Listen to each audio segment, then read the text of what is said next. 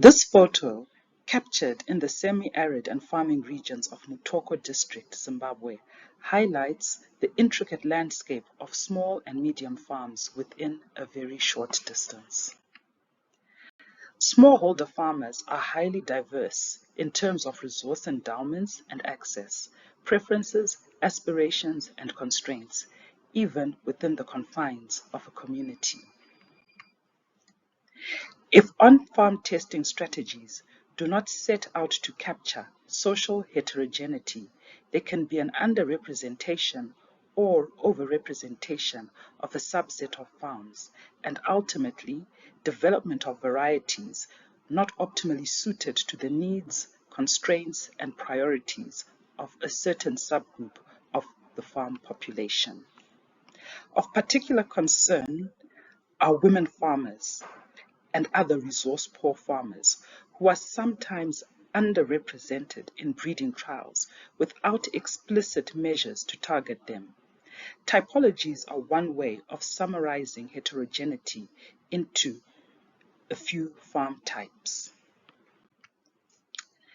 As an integral component of the Thousand Farms project, the Tricot approach champions in the implementation of an incomplete block design with a block size of 3 for on-farm evaluation.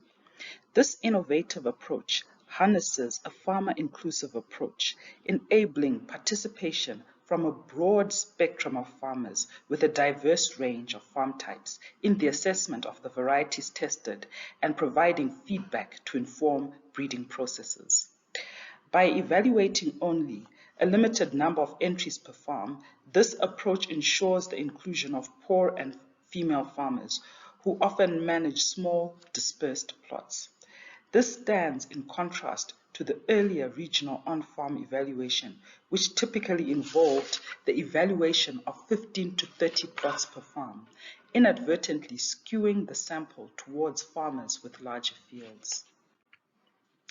Notably, the Tricot approach enabled to significantly expand the testing network and enhance the sampling of diversity within the target population of evaluation, encompassing social heterogeneity.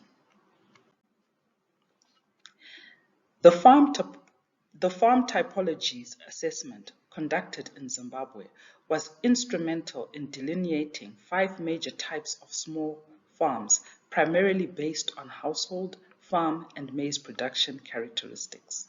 The assessment played a pivotal role in gauging the efficacy of the Tricot approach in addressing challenges related to representativeness and relevance of the on-farm testing network.